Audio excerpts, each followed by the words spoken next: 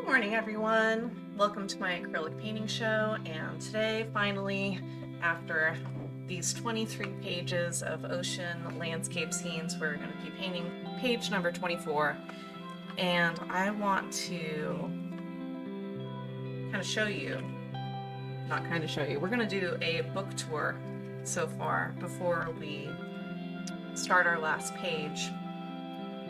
So I'm going to flip through. If you are interested in the reference photo for today's painting, it's available on my art community Discord, and all the links are in the description. I am not ready to fully announce our next journal project yet, but it's going to be exciting. So our next stream on Monday, for the silent stream, I am going to be doing a spring landscape, some spring flowers. I think that would be topically and interesting. My community streams are going to continue to be in the mornings, and my silent streams are going to continue to be in the evenings Pacific time for anybody that is looking forward to participate. Days may change though. It may end up being weekend morning streams, which might be convenient for some folks.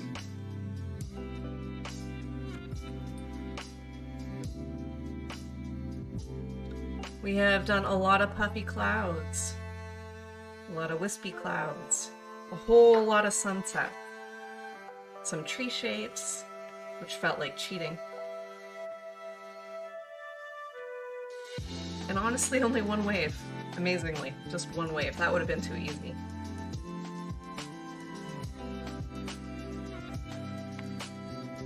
At least 3 birds. And I will be making print packs of these. So look forward for little packages of prints. I'm just gonna have to do all the image processing. It's one of my favorites. Also another one of my favorites. With our orca whales. This was Ireland for St. Patrick's Day. This is just a little bit south of here. That's Big Sur. There's the sandpiper from last night, and then here we are, arriving at page 24. And this scene is somewhat local. Monterey. The tree who shall not be named, for copyright infringement reasons. Painting to be titled Random Tree on the Coast. I'm going to start with a underpainting, but I'm not just going to ground the entire thing in the same color. I'm going to pay attention to the values and where the shadows are going to be, and I'm going to put thicker paint there.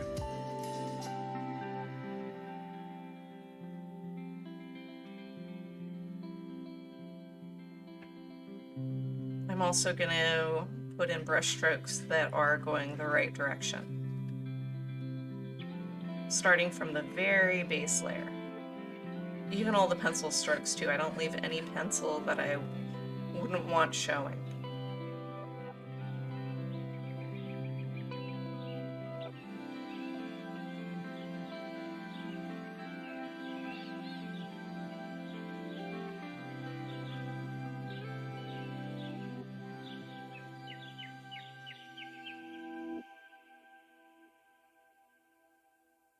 I'm adding some cadmium yellow light to my brush. I'm going to put it on the highlighted areas. Maybe a little bit more gold. There we go. That's better.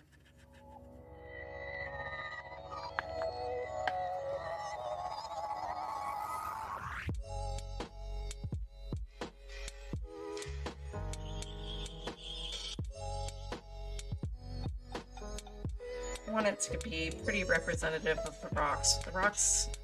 These rocks have some, I don't know, what is that, pink going on?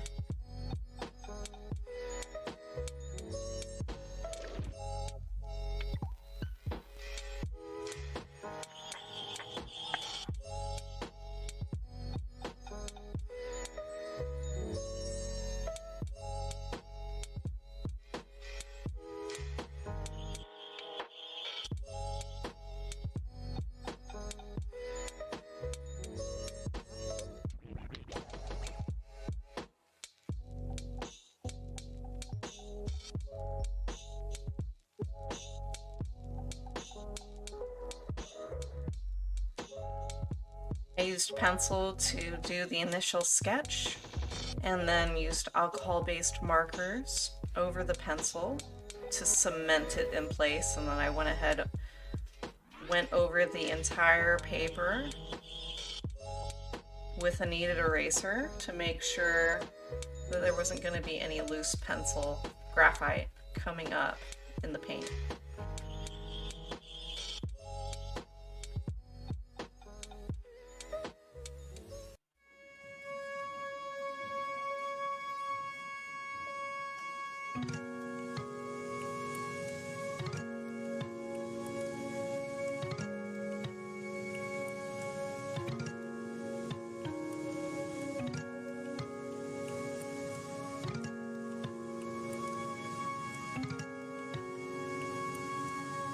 Okay, that's our darkest areas now. I'll lighten it up for the sea areas, and then possibly even lighter for the sky. I'm gonna be diversifying the sky quite a bit from the reference. The reference doesn't have any clouds, and that's a problem.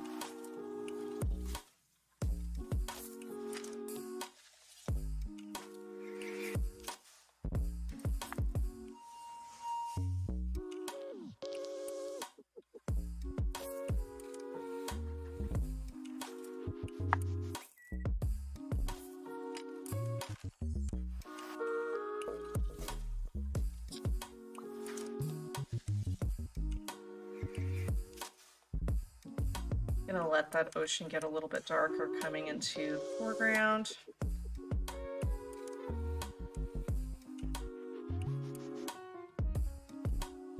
There's really not much of it down there, and I don't want it pulling your eye down into the bottom. Nothing to see there.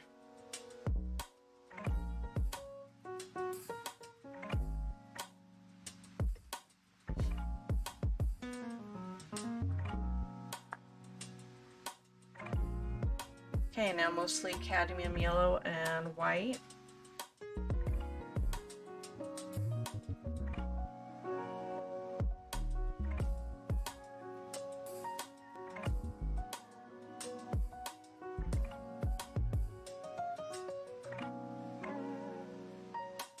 And that's a really light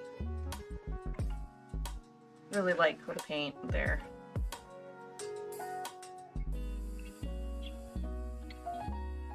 I'm going to make sure there's no horizontal brush strokes. I want the brush strokes to go in line with the motion of the clouds, and there we go. There's all our warm colors are in.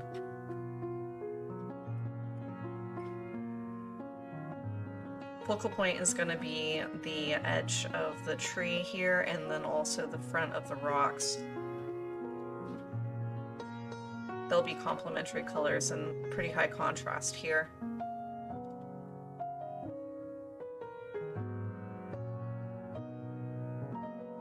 Like this should be a little darker.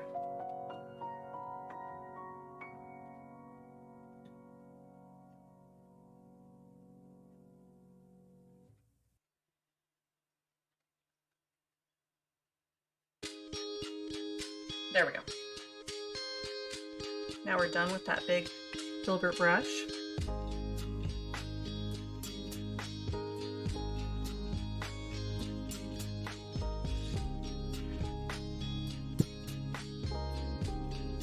Benefit of painting on paper is that it dries really quickly. If you're using acrylic paint, I feel like instead of trying to pretend that it's oils and getting all these smooth blends, just kind of embrace the fast dry time and just make sure that the brush strokes are all very meaningful, and then just blend in layers and build them up.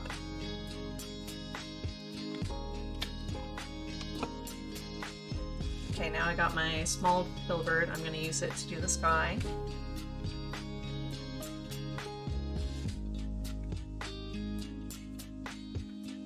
It's going to be pretty light. where the sun's coming in from the right side of the scene.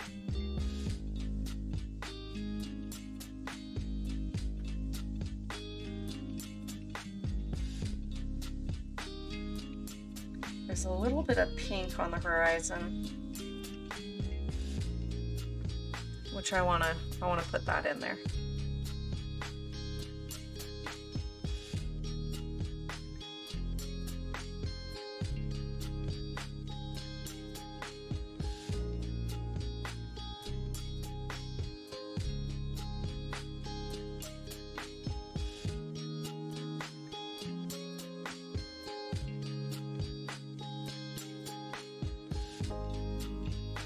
As we're imagining those clouds, I'm gonna imagine that they carried some pink from the sun setting up into their higher areas.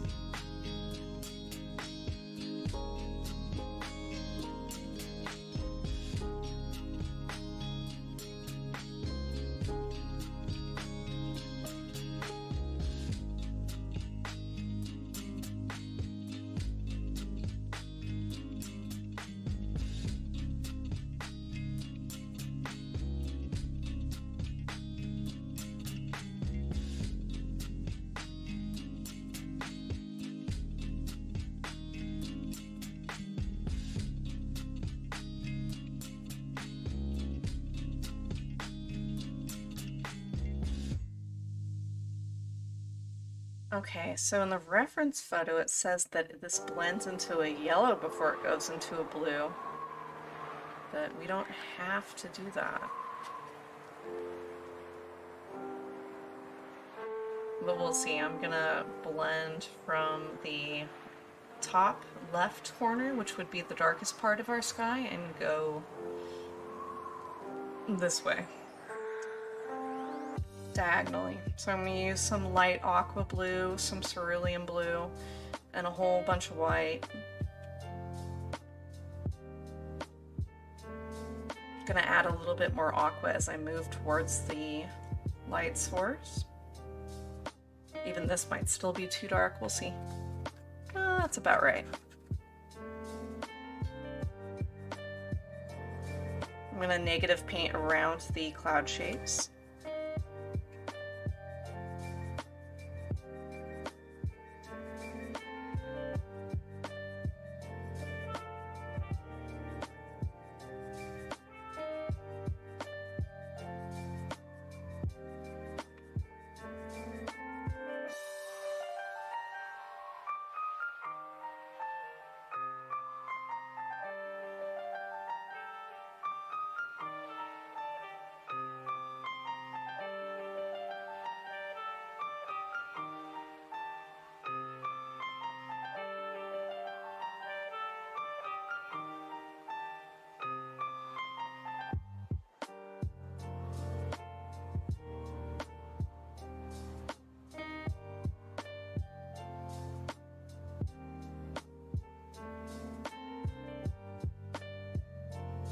Alright, that's about it for my darker color.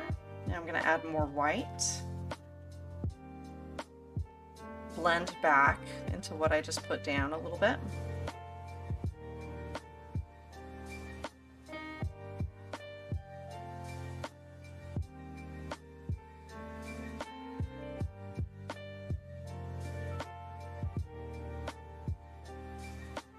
Always in keeping in mind which direction the sun is coming from. Now as I get to where the pink is, I'm going to add more white to my brush and just very lightly drag the paint towards that area, because I do want to leave some yellow before it goes pink.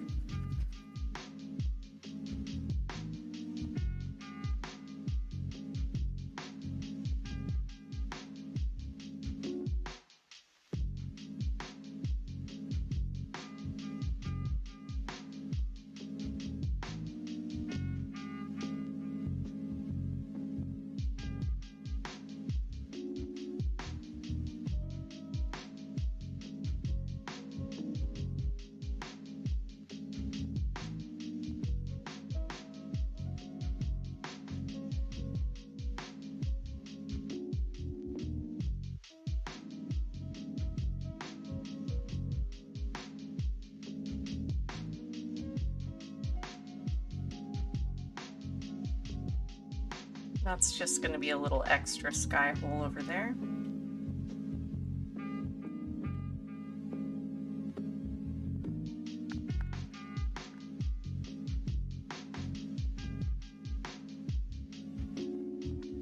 Alright, so now for the clouds. I'm going to keep these wispy ones pretty white.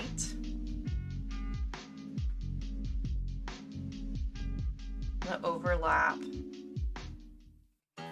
and underlap parts of it depending on what I'm feeling. Just trying to keep it loose.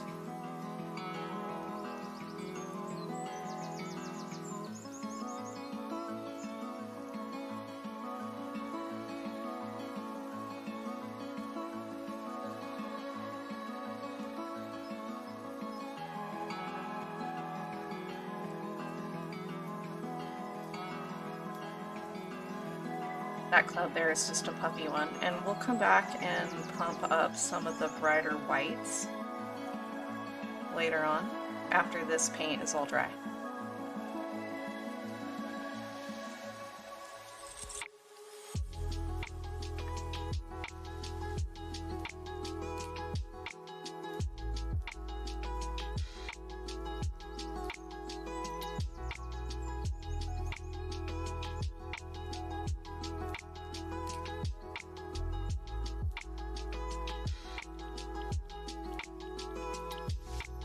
Okay, I'm pretty happy with those over there on that side. Now these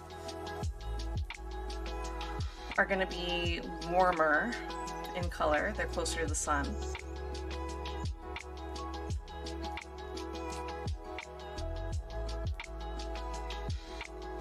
A little bit of pink purple might be nice.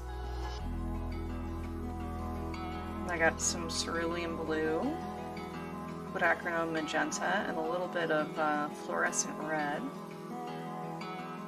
It's pretty much only made by Liquitex. Tiny bit of water.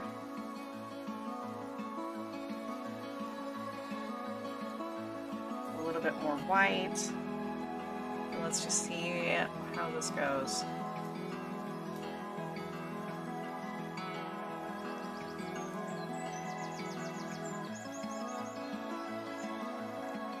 Add this color to the shadows of these puffy clouds up here.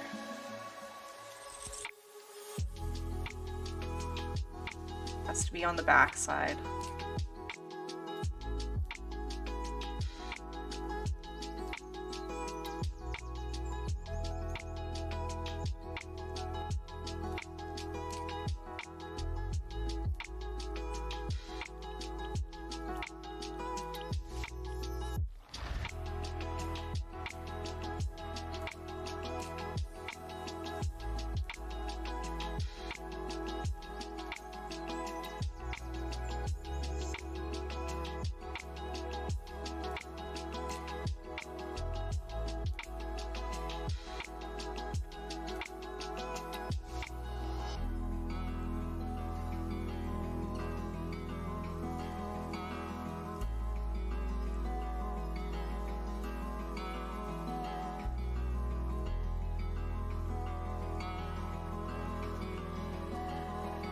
Adding some brighter pink down at the bottom.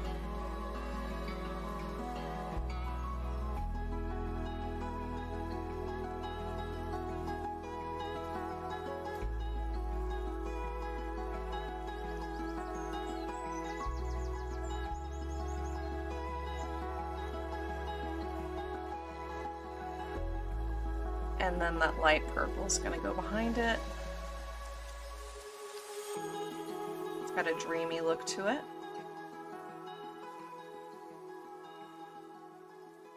I'm adding white here and there just to add some dimension.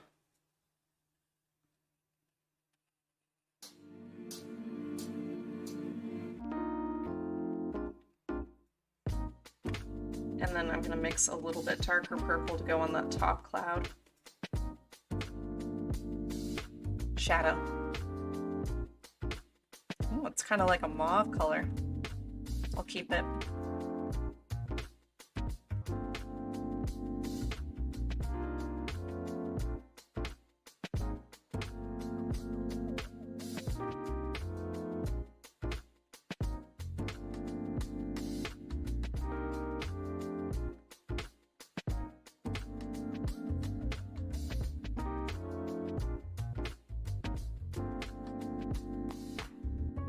Okay, now that the previous white is dry, I'm going to pick up some more white and highlight some of these puffy clouds with some thicker paint.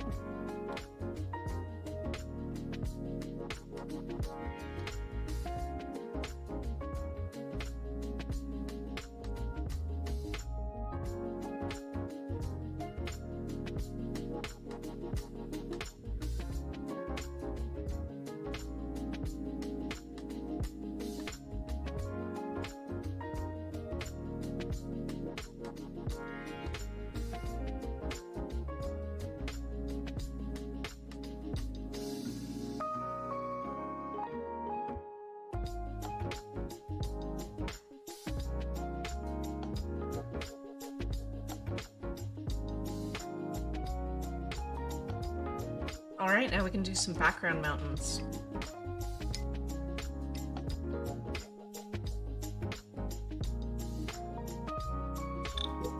I'm gonna grab my small flat.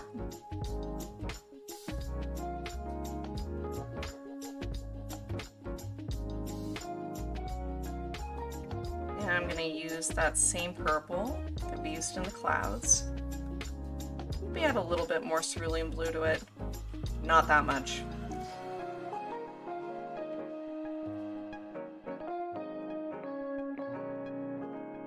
What's nice about working small is that when you mix the wrong color, it's pretty immediately obvious, and then you didn't waste a bunch of paint doing it. Just another perk.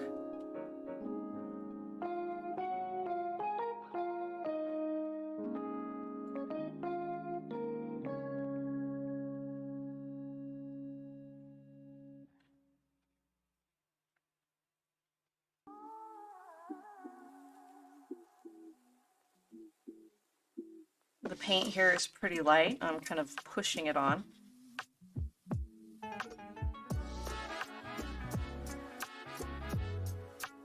And letting that underpainting show.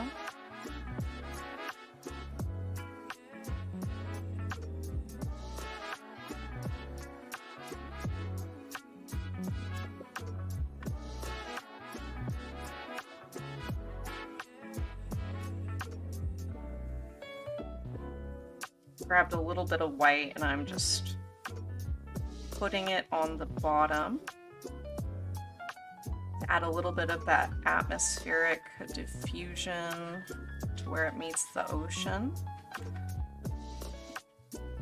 And that didn't take long because those are actually pretty small. Now we're going to jump down to the sea. More cerulean blue. Clearly too dark, so I'm gonna add some white. And there's a lot of yellow reflecting off the sky onto the ocean, so I'm just gonna lightly place this on, and there's gonna be a bit of water in it too. It's okay to add water to acrylic paint if the surface that you are painting on is absorbent.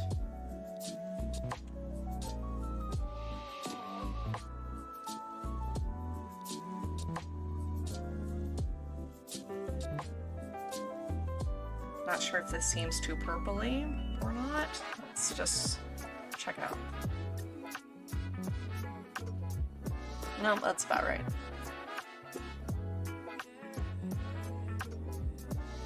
Going to be painting around the tree.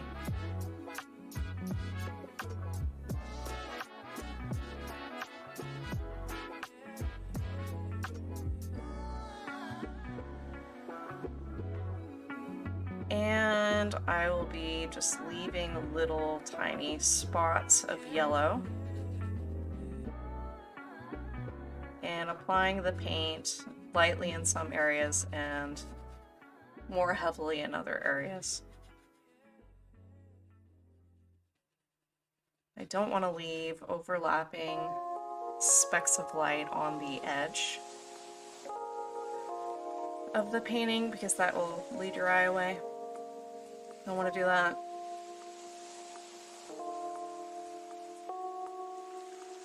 I'm not going to do a lot of them on this side of the tree.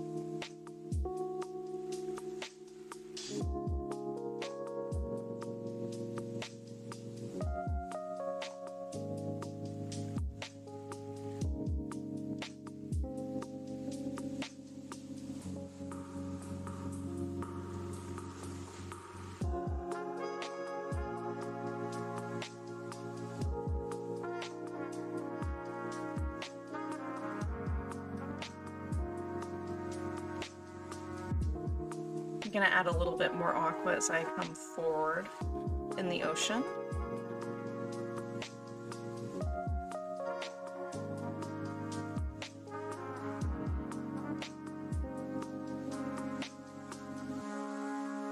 And just negative paint around all these little branches with the corner of the flat.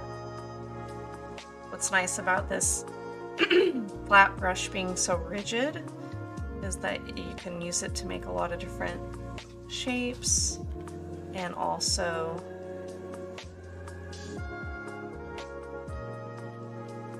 apply paint differently depending on the angle.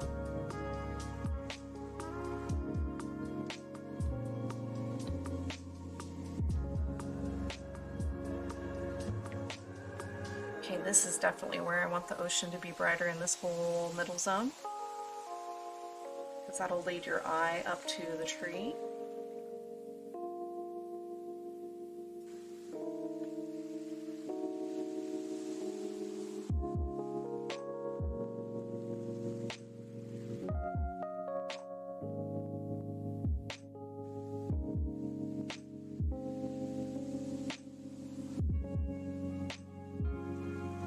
I'm going to overlap this color onto the ocean that's already there.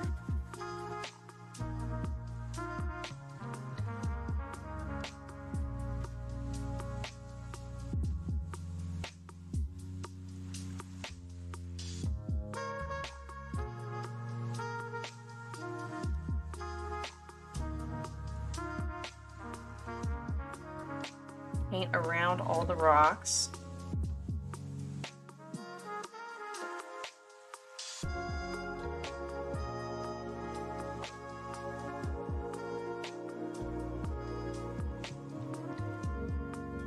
Gonna go a little bit heavier on the paint with that spot too.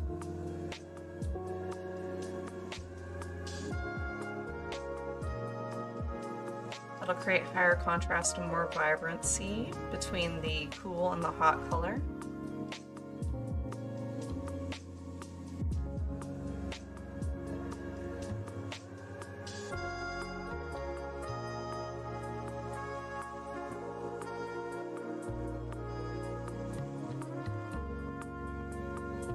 Okay, now back to horizontal strokes.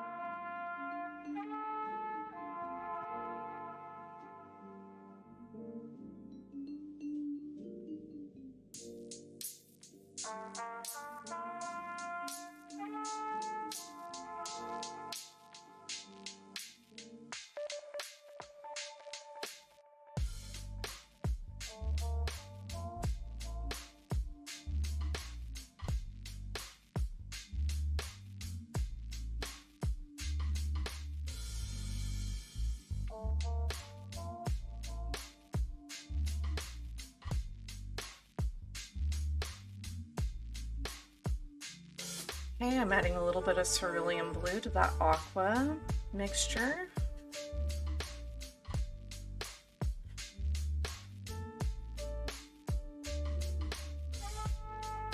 And I'm darkening up the ocean as it goes away from the tree a little bit, just a bit.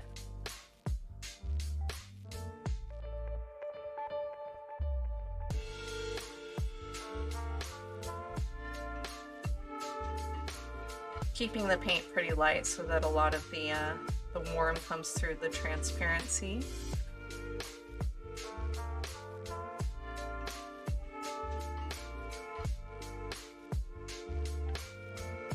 Okay, now a little bit darker still as I go down here in this little spot of water that's showing.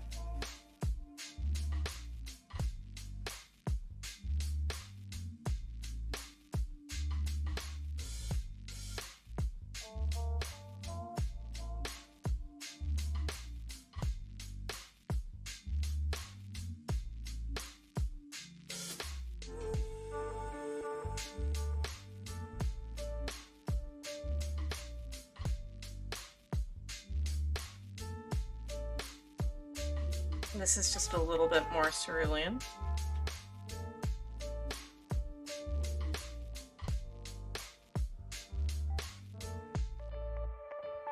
Just illustrating the motion of the ocean.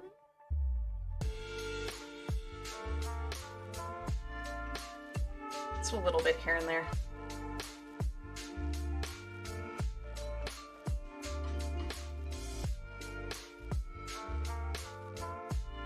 Gives it some dimension.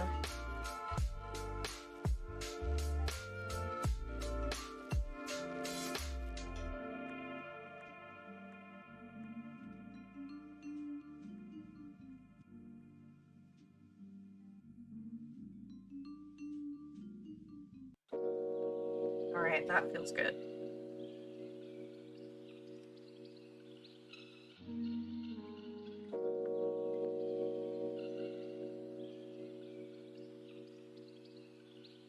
Now we're gonna have to use a smaller brush for the tree.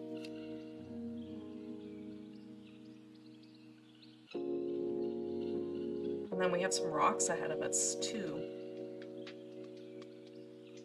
There isn't really a lot of green present. It's at least not obvious.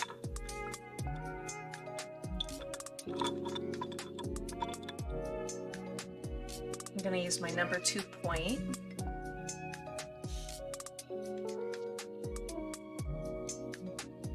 I have some green here mixed from ultramarine blue and cadmium yellow light.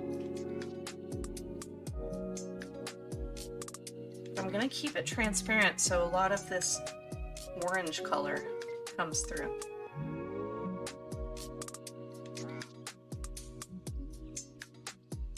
And then I'll add a little bit more ultramarine blue for the foliage that's on the back side. It's a little bit more silhouetted, and I'll start there.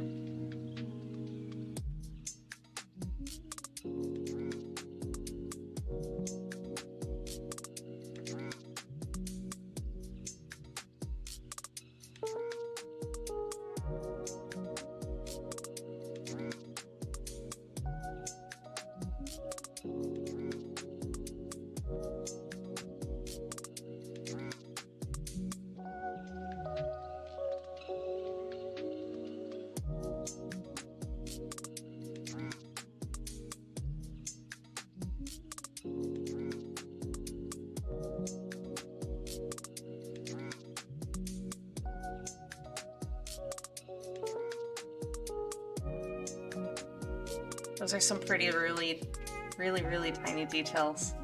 And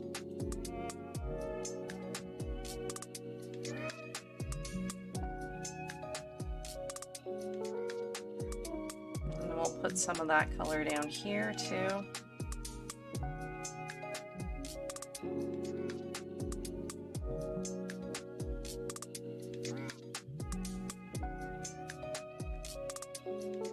All right, now a lighter green.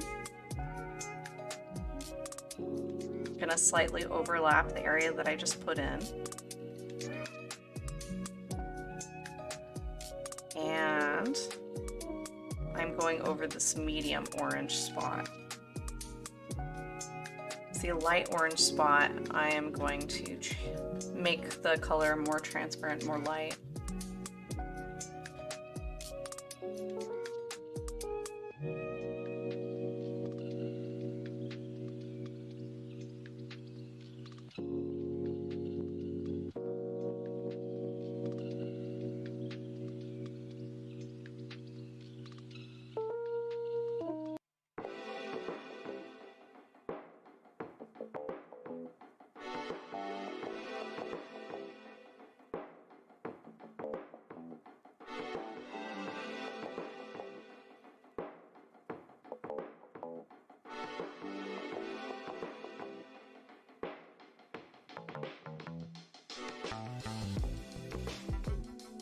Okay, see how some of that gold is showing through?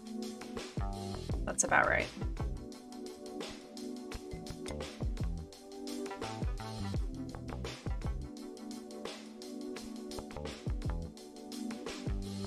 All right, now I'm gonna take that call it a medium green, and overlap the areas of dark green down here in this lower bow.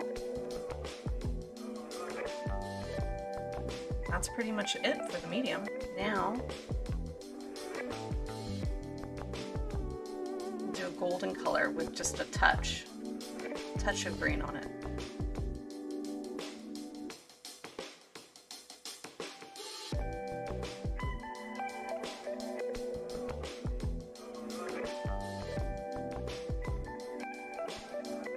I'm not going to cover up all of the area.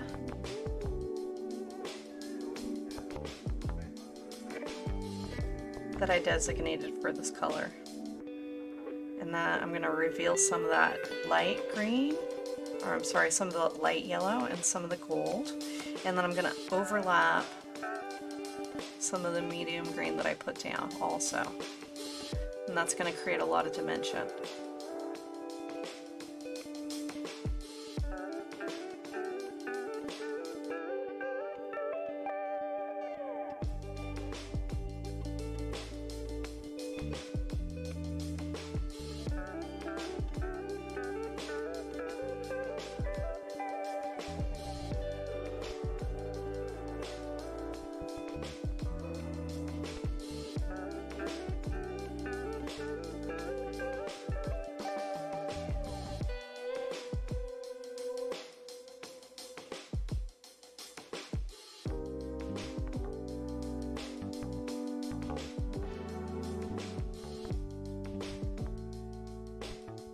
Noticing a little bit more gold on the reference photo on parts of the foliage here, so I'm going to add that on the areas that face the sun.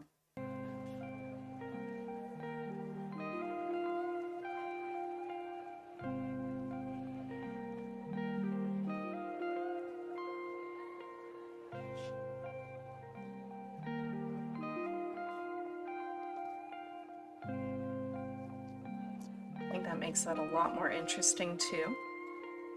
Same thing happens down on this lower area. But I'm going to add the lighter green first.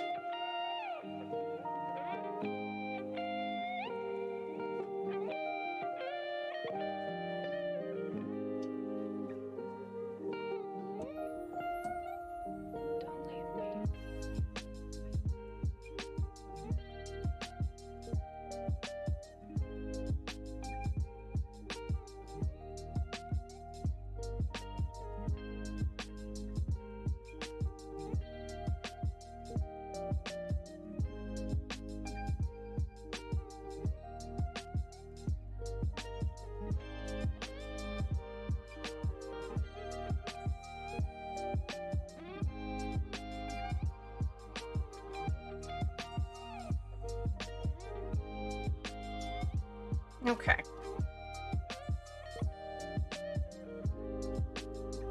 That just about does it. And now the branches and trunk. And I'm going to switch to our tiny point brush for that because this area is really tiny. Super tiny.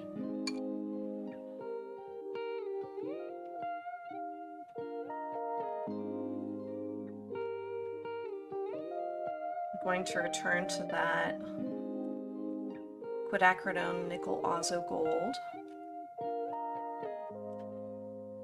and get the back side of the trunk.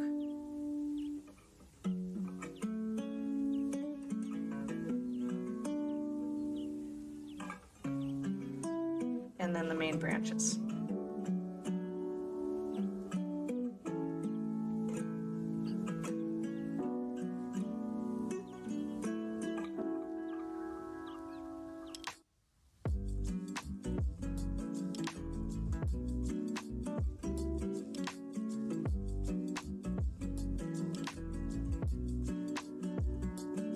Now I'm just mixing that with white, and I'm gonna get the front side of those trunks and branches. The middle, I'm gonna leave the underpainting.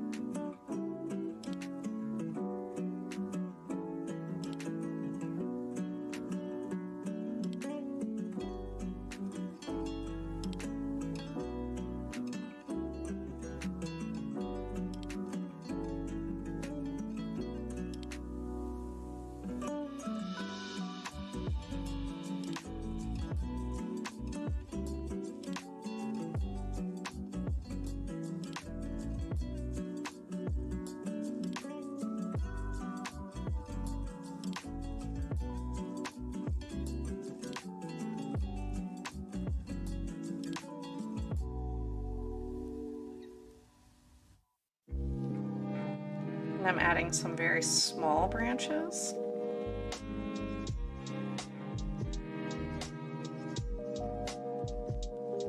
When I am going to my palette, I am sharpening this tiny brush. When I say that, I mean I'm adding paint in a way where my brush is being created, the shape of the brush is wedging the bristles, like the way that I'm applying the paint on there. So from one side only. So that this is the sharp side. And that is the wide side. You see what I mean?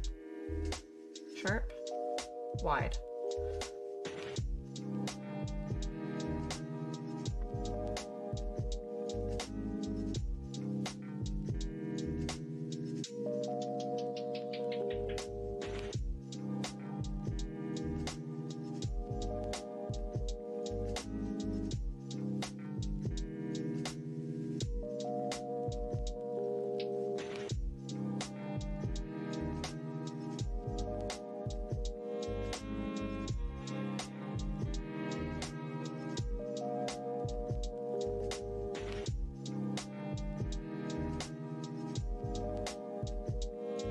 Okay, that does it for our little tree. Now we get to figure out some rocks.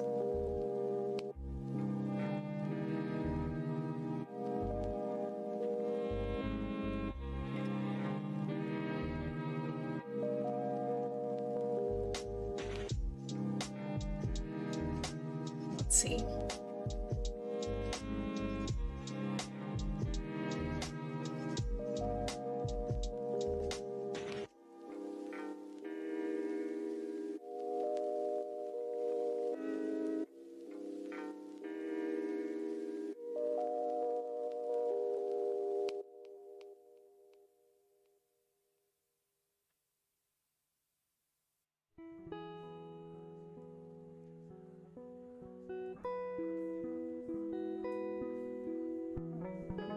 Adding a small amount of definition there.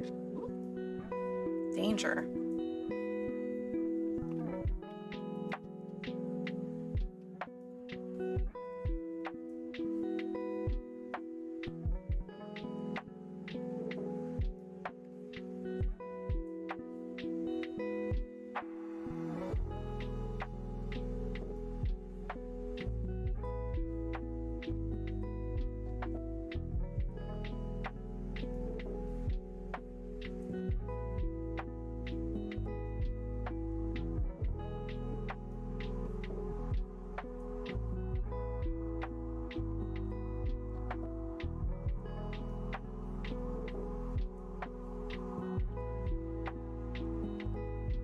There, now I'm happy with that.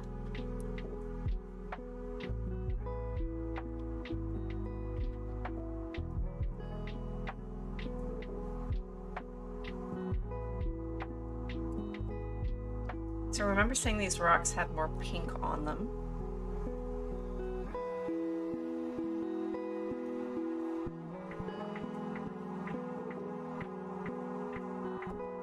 But it's not everywhere.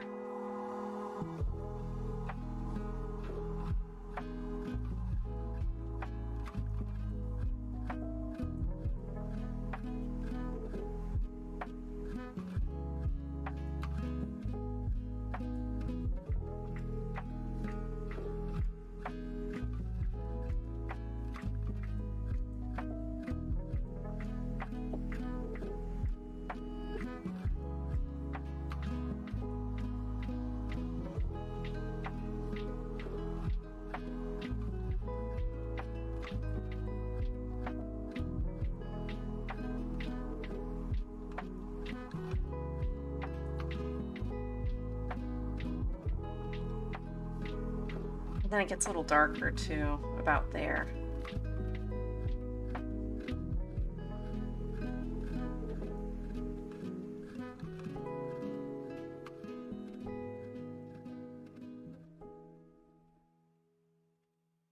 A little bit more of an orange. And when I'm adding it as if to add it to the structure of the rock, not just brushing it across a bunch of rocks.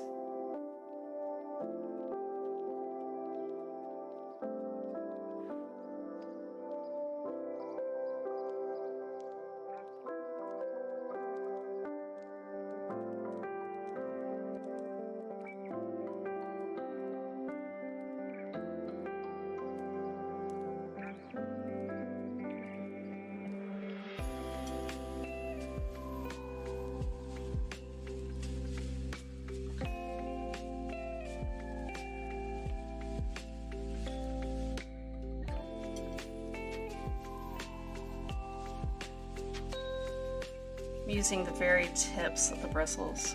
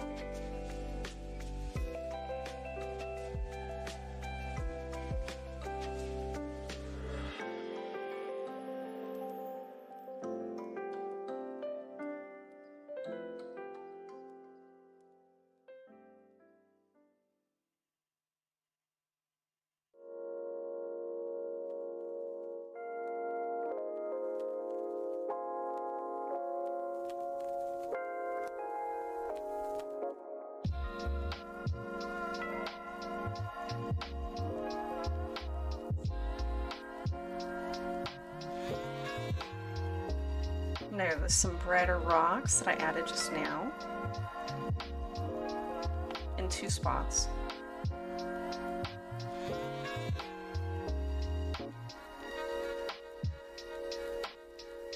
It's trying to really observe what's happening.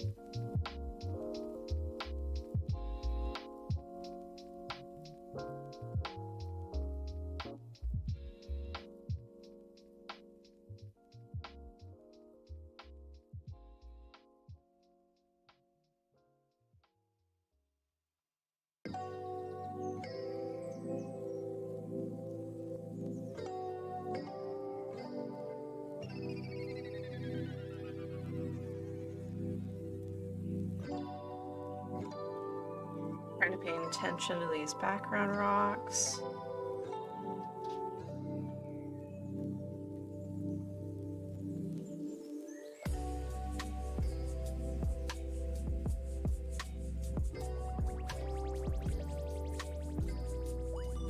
I'm going to add just a little bit of that green to this copper color to mute that color down.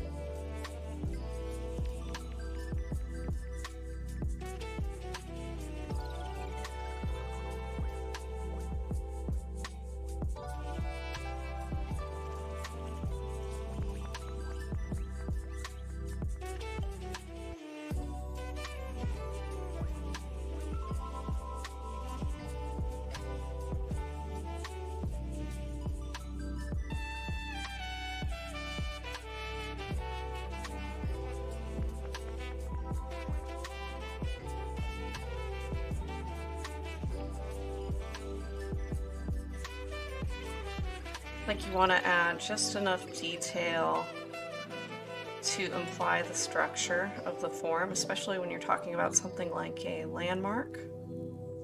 But you don't want to go too crazy.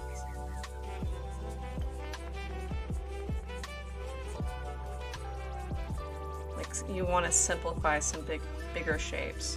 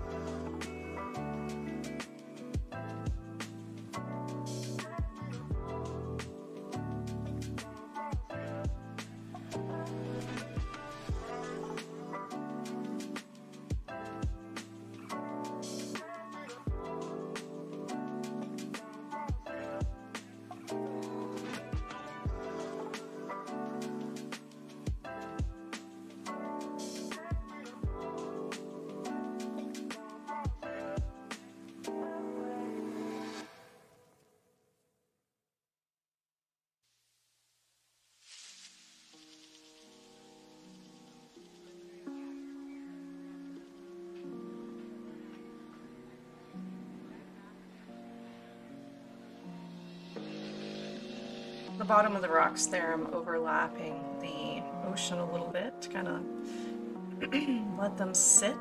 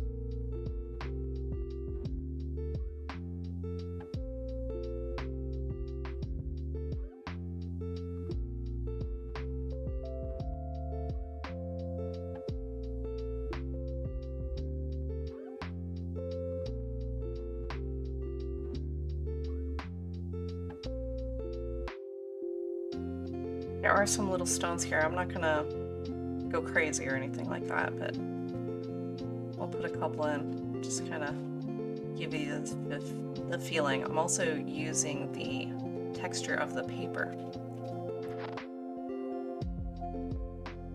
to give the impression of stones there.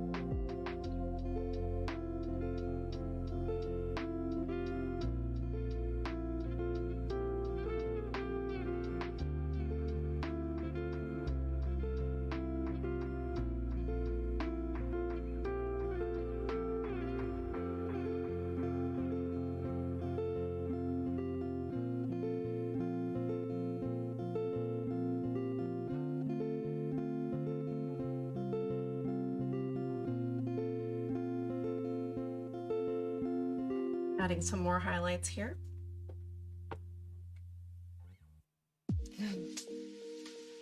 I am not live on Twitch anymore. Thank you for coming over.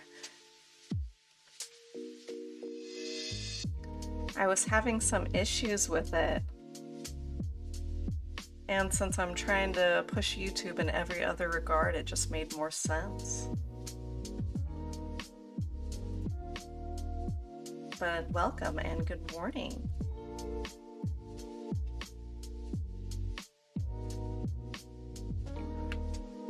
I'm just putting some highlights on these rocks here.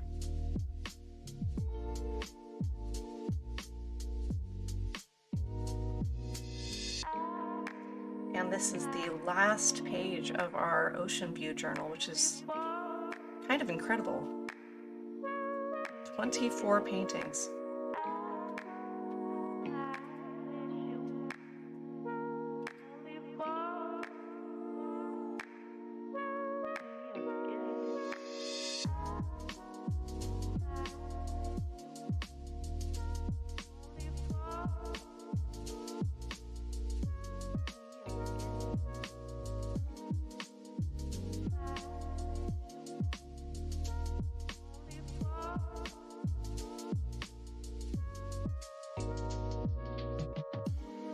What's interesting about these rocks is the highlights are not all the same color. It really depends on where they're located on the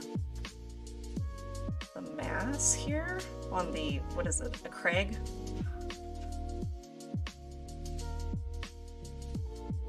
Some of them I feel like I should tint that pink color. Others are primarily white, like they're sandstone.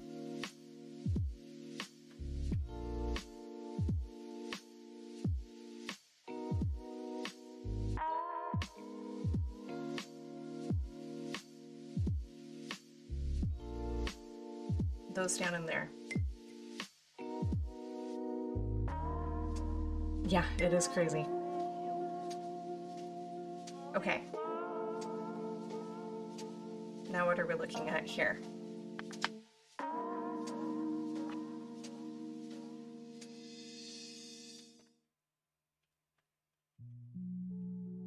Trying to put everything in the direction that all the other brush strokes are going in to kind of maintain those forms that I've worked so hard to maintain. That structure that came from the pencil lines first, then the marker, then the underpainting, then that first initial tint, and now here we are.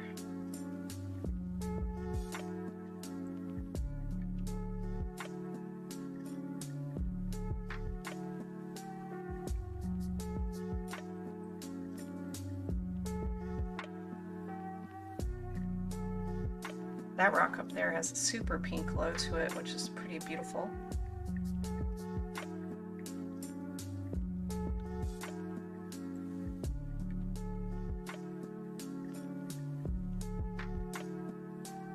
And let's see, it comes down a bit to there, and then picks up again over here.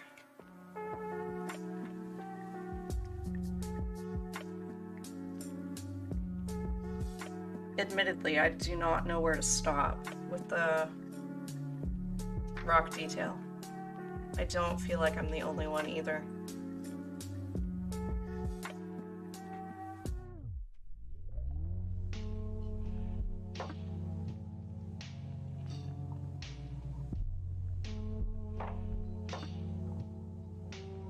I try to pick a focal point though as a tip. Not that I follow it all the time, but I try to pick a focal point for the rocks and then get vaguer as you move away from that spot. Oh, you like the pinks? Yeah. Oh, who doesn't like the pinks? Love the pinks.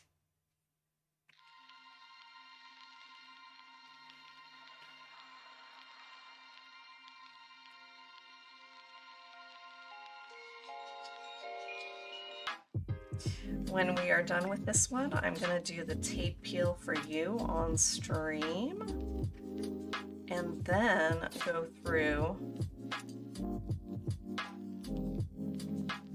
the book as it is completed. However, I do need to write page numbers on everything. I think that would be fair.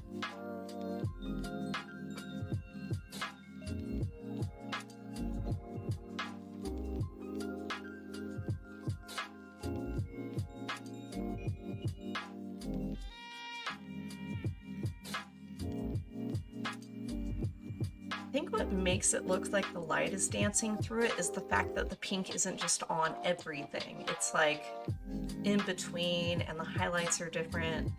I feel like that's a major difference. That would be majorly different if this was painted different. The look of it.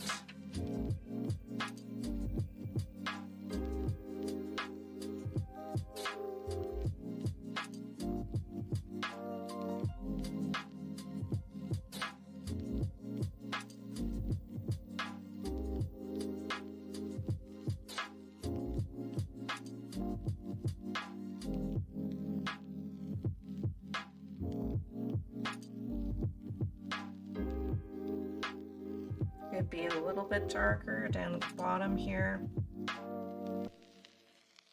Real rich color. You can kind of dance that up, I think, from the bottom. So that's very nice.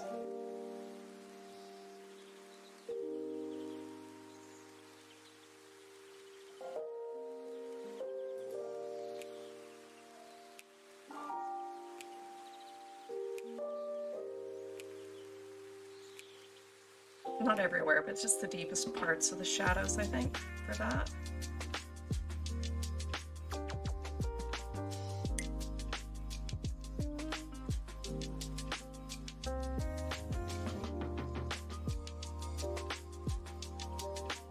Okay, seafoam. I don't think I'm going to need that flat anymore. I'm just gonna dance some seafoam into the ocean with the little point brush here. Or, I'm sorry, this is the number 2 point brush.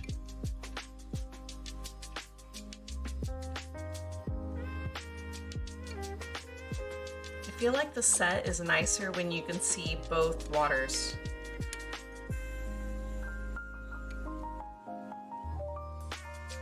Most of the time there will be a cool water and a warm colored water, but not this time around, not necessary. It's just like water 1 and then water 2.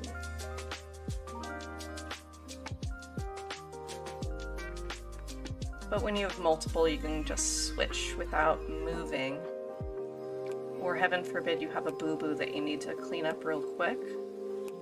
I like having that fresh water just ready. Fresh water and a fresh brush if possible. Yeah, that rock is great. That's like I honestly think that's our primary focal point, and then I should put a little highlight on this branch so that it is a focal point as well. Maybe it would be here. on this. I know that's white, don't be alarmed. It's white right now, and then I'm going to make it yellow. Because you know if I put yellow right there, it's gonna be transparent and bleh.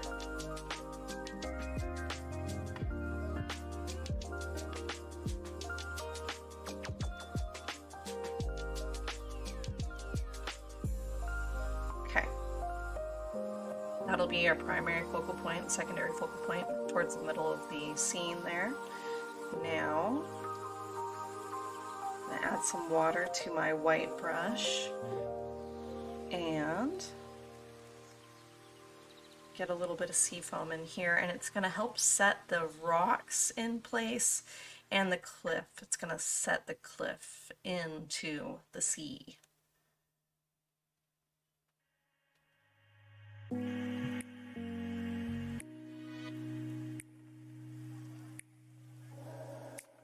Water 1, water 2. Okay, let's see.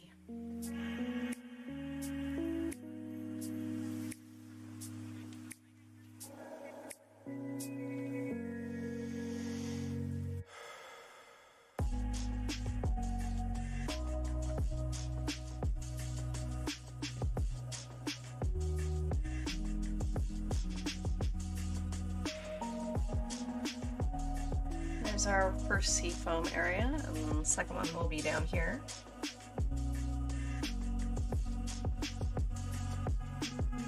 Needs to be a little darker though, a little bit more in shadow. Just gonna go over to the cerulean blue area. I don't want to go too crazy with that though.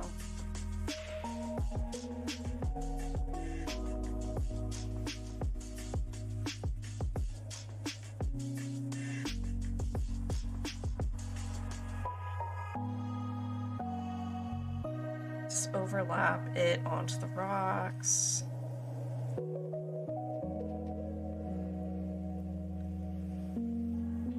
There we go. That's great.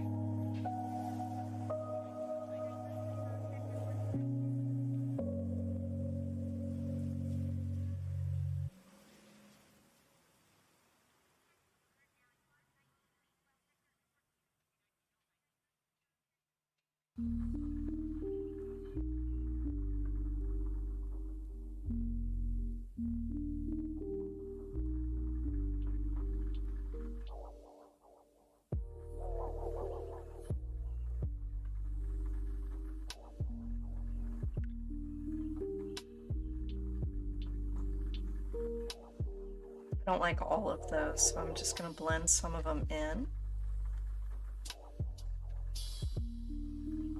And I think that's fine right there.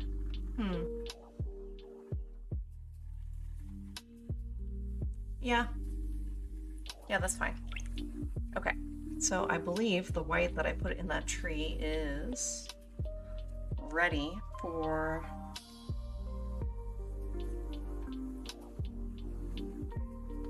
should just go bright yellow. Should just go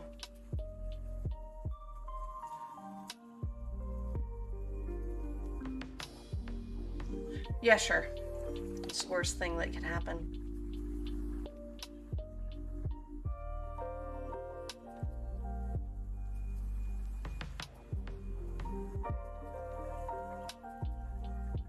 Okay, now I can see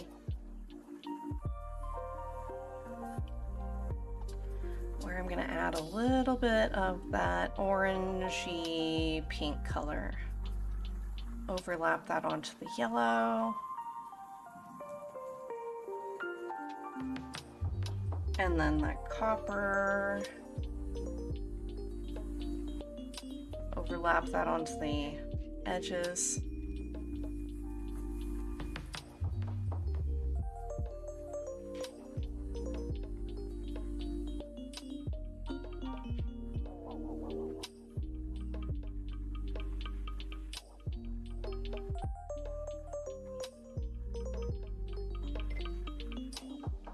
I might blend that just a little bit.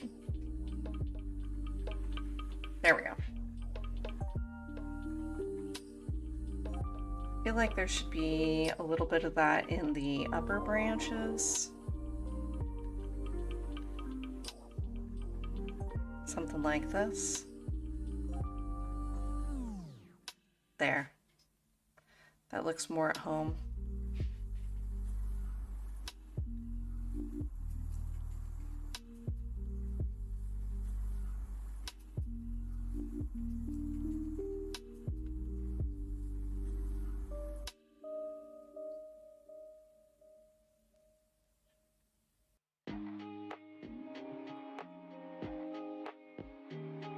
Tiny bit more copper.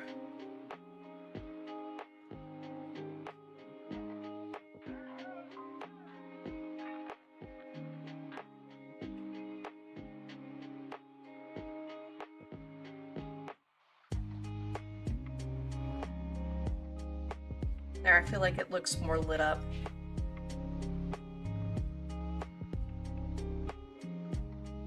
Just some minor details now. A couple more light stones on the planter. I guess it's in a planter? I don't think I've ever noticed that before. I haven't been that close up to this thing.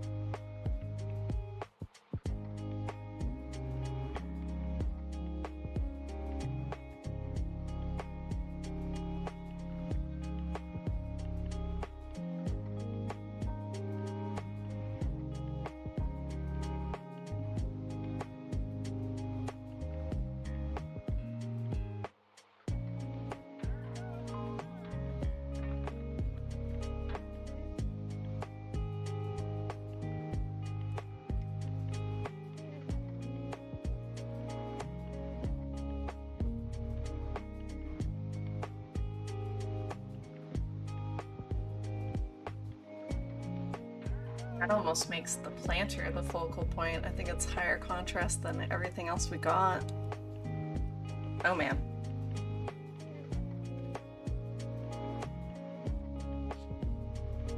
That doesn't matter as long as it's in the middle. It's right where we want it to be. It leads your eye in the same direction, so that's fine.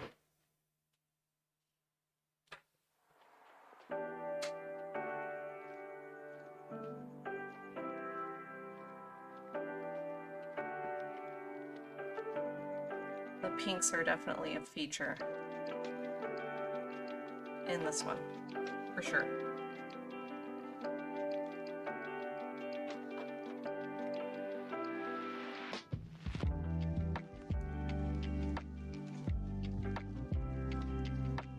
Well, it's hard not to get fixated on the details, let me tell you.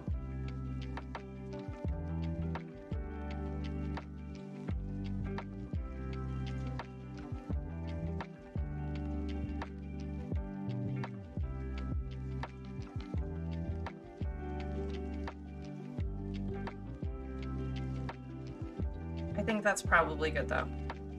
I mean, honestly. When do you stop? This one is beautiful. Thank you so much. Thank you so much. I was kind of upstaging myself for a while there, and it was getting intense. I was like, oh no, these are kind of small. Like when? How good could they possibly get? But they got pretty good. I have some favorites.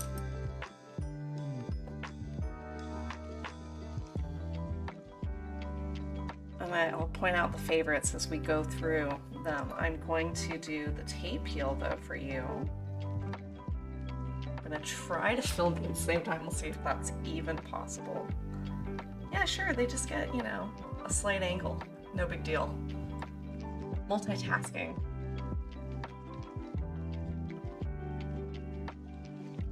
Okay, now the trick to these peels and why I'm able to use two hands on them is this is behind the scenes pro tips, is I put the museum putty on the thing, on the notebook, and I stick that thing down onto the table.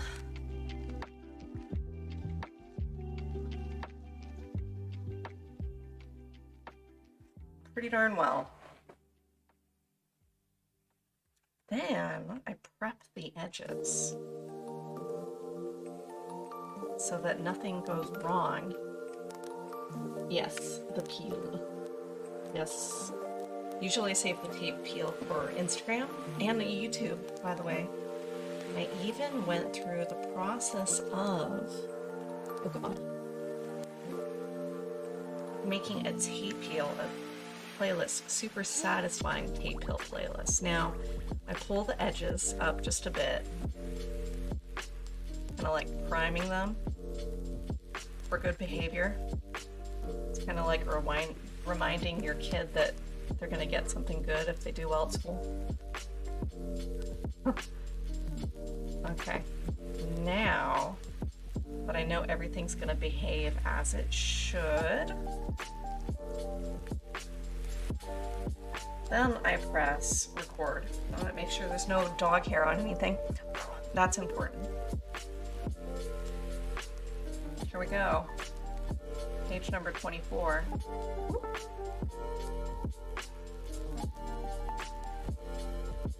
And yeah. That last part. The last part is so good.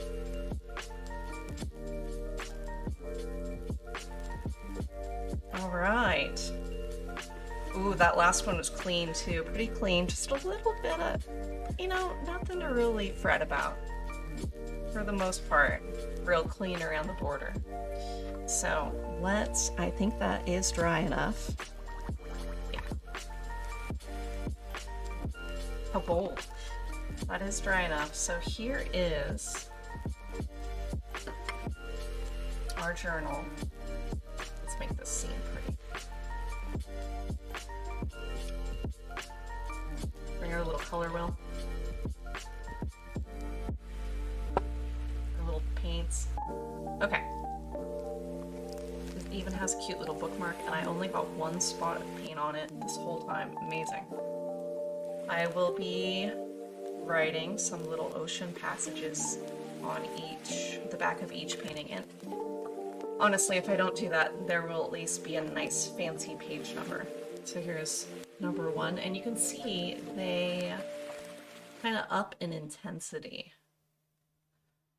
And I'm glad that I started differing the compositions on each. So this one, I love the waves, and that the waves are slightly different hue coming towards us, as the ocean would be a little bit more shallow in the foreground here, so I guess that makes sense. Even if it doesn't make sense, it's beautiful and I love it. So here's page, if we're keeping track, page number 3. Love those long rays of light coming through. Page number 4, wanted to get some tropical palms in here. This one is, I feel like, the only one where it feels like some tropical vacation. Philippines, something like that, somewhere they grow coconuts. Here's our super vibrant crashing wave, which I feel like is really fun and energetic, and that sky is kind of electric. Here's our apricot peach, little tiny baby wave. But I like the movement of the clouds. It just feels like one of those days where the clouds are super choppy, and they kind of swirl towards the sun, which is our focal point in this one. Secondary focal point would be that little sea foam here, and then tertiary would be that sea foam there. It's kind of the voyage your eye takes.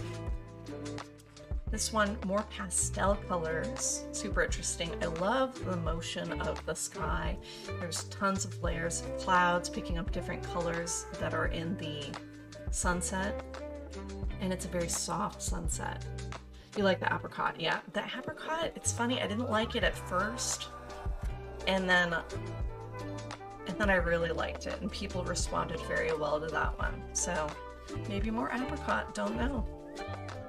This one is nice and soft. I love the tree shapes. They're tiny, but really delicate, intricate.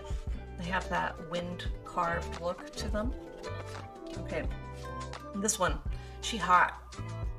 Super intense, bright, fluorescent red sunset. But you see that sometimes and you're like, wow, that's a thing.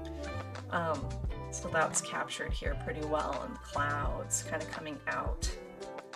You'll see that a lot, the clouds radiating out from the sun, because that creates lead lines taking you into the scene.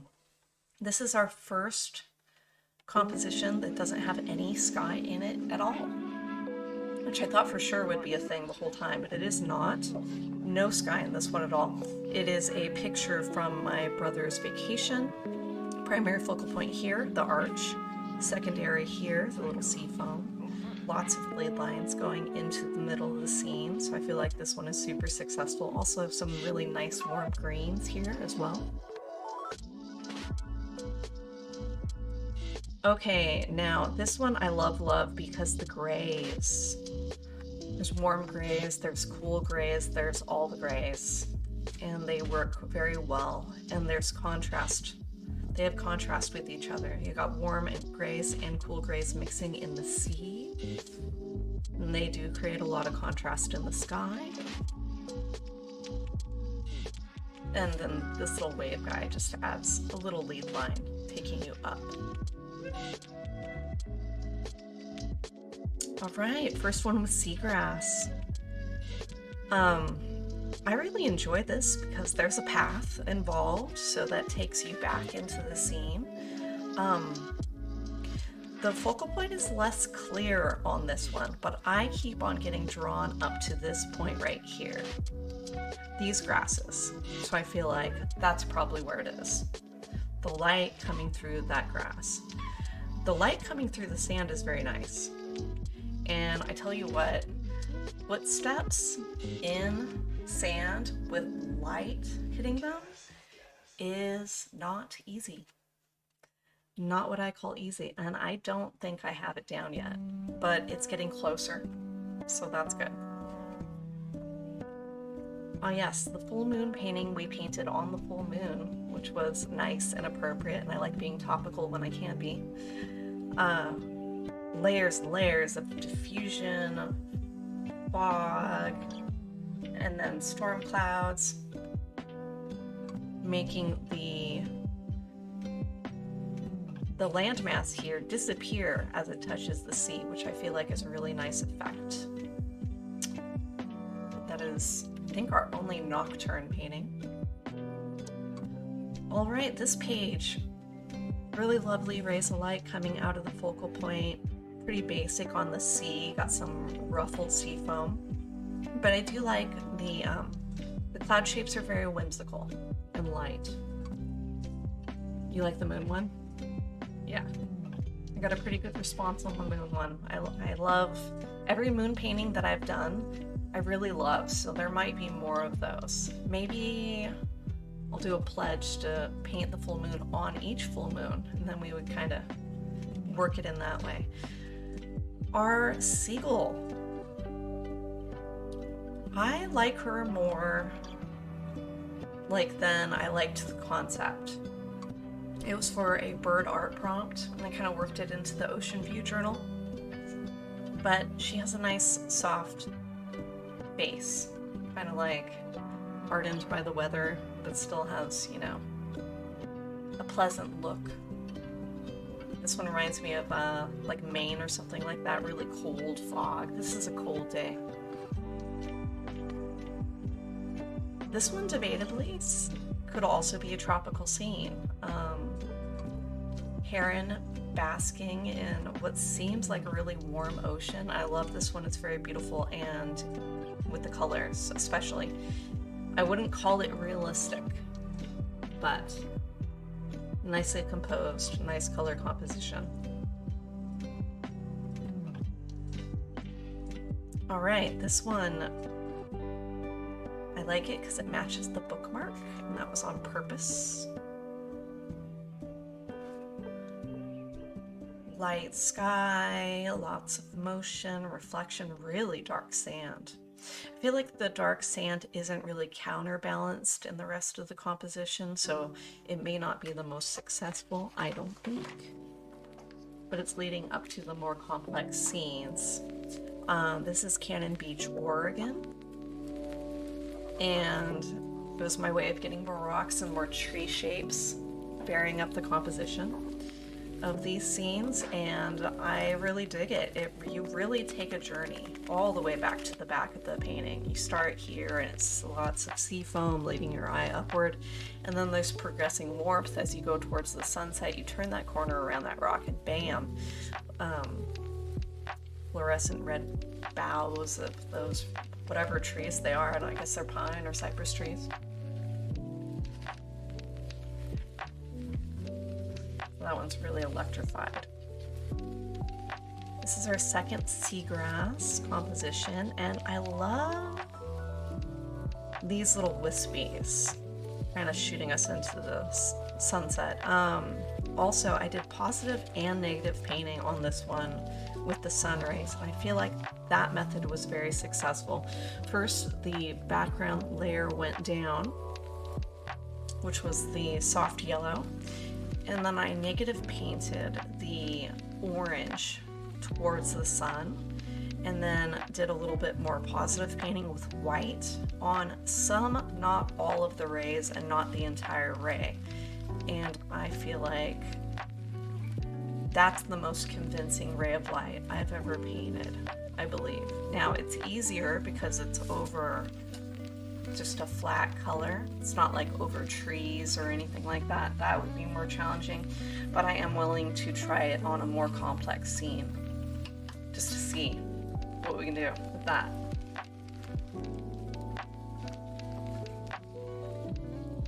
Okay, this is Point Lobos in California. I believe it's California State Park, and I took the original photo for this, and I love this one. Composition is super great. I darkened the foliage in the front here to kind of vignette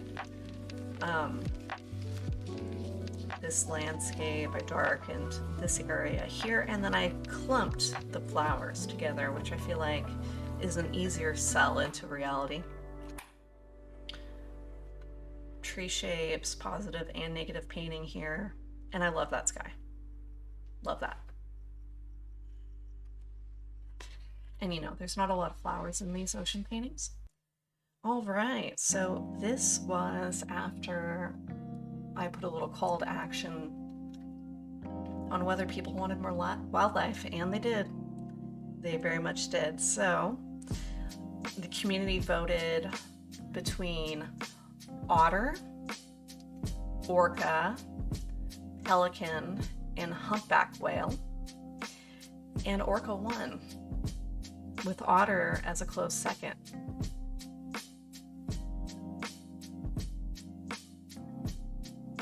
Ooh, yeah, if you can add the any reference photos you think I might be interested in to our Discord, that'd be great. So I love this orca painting. I like the pod of whales. It was really hard to get some of the other ocean wildlife in a vertical composition that would work for the journal. I wanted to keep everything vertical, not just for the stream layout, the journal layout, social media layout. I mean, everything is just pointing to a vertical. So this was fun, and it also kind of fit the layout of the pages. I didn't want to zoom in too far. All right, so this is the Emerald Coast in Ireland. I painted this on St. Patrick's Day, and it's super topical and appropriate. We got some rock forms in here, which I feel like are very successful. Central focal point is in the middle with that high contrast sea foam there crashing up against the rocks. And I love these flowy grass forms here, very flowy grass, appropriately green for St. Patrick's Day. Okay, Here's another famous location. This one's in California as well. It is the, and I'm possibly saying this wrong, Pfeffer Big Sur State Park, State Beach even. So it's this very beautiful, famous cove. It has a waterfall coming down from the rocks. And there's a bunch of beautiful Pride of Madeira flowers is what these are. And they are blooming right now. So I have been painting a lot of large purple conical shaped flowers lately. I'm feeling that vibe. And I love that this cove has super bright water towards the middle of it. It's very aesthetically pleasing. Very nice composition. All right. Page 23, I believe, is where we are now. And this is our sandpiper boy. So mossy rocks, I guess they're not moss, it's algae. There's algae on the rocks in the front, which made me cringe a little bit because I didn't want to add another color to the color composition. But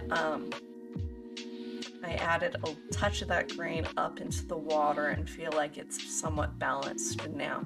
The reflections in the water, I'm okay with. I'm not like super stoked. I feel like the brights could possibly be more bright, but I was afraid to adjust the levels.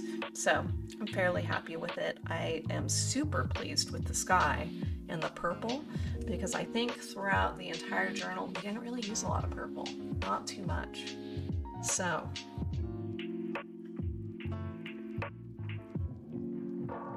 yeah, you want to go there. It's a very well-known tourist location. You could definitely go there. Big Sur, California. This one reminds me of where I am, like specifically. That mossy rock, flat beach vibe. And then that brings us to where we are today. And oh my God, when you turn back to this one, it's just fantastic. The pinks in the rocks that are reflected from the sky is my favorite part here. And there are a bunch of points of light that are just in the middle of the scene that makes it pretty successful. And I like that the rocks are just naturally darker as you go towards the ocean. That's nice too. Lots and lots of lead lines on this one, all going towards the center. Not as much purple as I'm usually using. And then that is it. Ta-da! What a journey.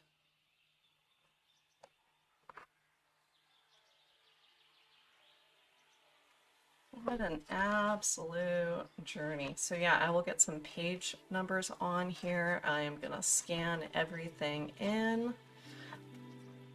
I'm gonna make sure that there are prints available. And I am on the fence as to where if I'm gonna sell these individually or just go ahead and try to sell it as a full journal. That would be crazy, wouldn't it? All right, so the next time I'm streaming is going to be on Monday morning. I'm gonna do some beautiful spring photo, something springy, flowers. And then I will introduce you to the next journal project. I'm going to be doing some painting tutorials, but only on the days where there's an open mic. It's going to be a little bit more structured, as much instruction as I can possibly think of. And it's going to be Bob Ross inspired tutorial painting, so in acrylic. You like the calligraphy on the cover? Yeah, I do hand lettering as my day job.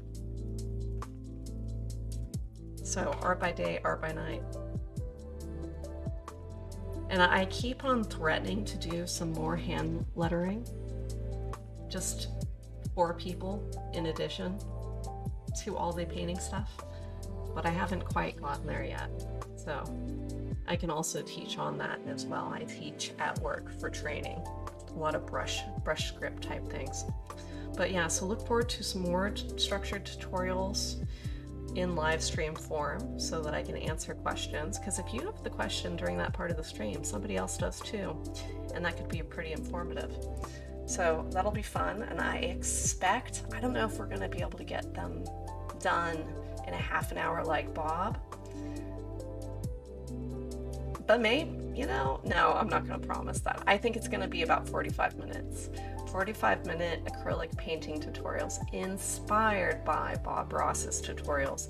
Not literally. We're going to be using our paints, art painting techniques, our brushes, and the scale will be this scale. Everything will be relayed out to vertical, and I'm going to work the compositions a little bit better because the compositions on those paintings aren't always that great. The other things that are going to be happening is I'm going to have the community vote on the next painting. I'll pick the first one. We'll do a community vote between 3 paintings for every subsequent page, and then also comments, attendance to the stream, likes, and tags for posts involving the Bob Ross tutorials will all enter you into, drumroll, possibly winning the entire journal at the end.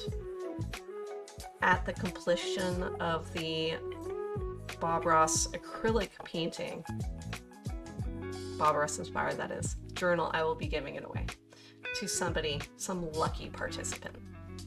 So I'm going to have that all pretty structured and put some posts out in the coming days, and I look forward to seeing you again on the next community stream. And yeah, have a good day and have a great weekend.